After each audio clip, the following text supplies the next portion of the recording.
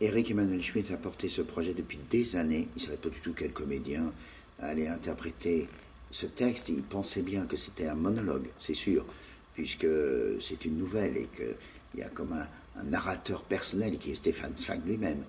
Mais c'était une volonté dans le ventre et dans son cœur, et c'est devenu une volonté dans sa tête quand il s'est dit que l'occasion se présentait, puisque je venais de finir L'Affrontement, qui est la grande tournée avec David Sardou.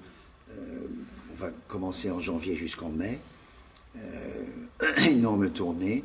Il s'est dit, après tout, peut-être on peut prendre le risque d'afficher ce jour d'échec maintenant. Il me l'a proposé. 2 secondes après, j'ai dit oui.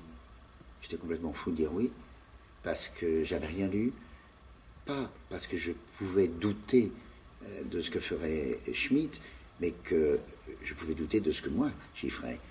Est-ce que vraiment j'allais pouvoir interpréter encore un monologue, et en plus célèbre dans le monde entier comme celui-là? Donc les gens avaient déjà leur propre idée de ce que devait être le jour d'échec.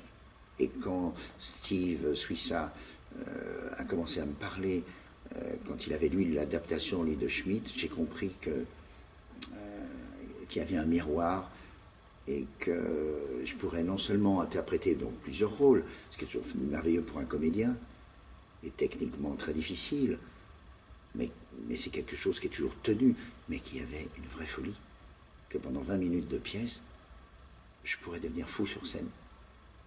Et c'est ça qui était le pari fou.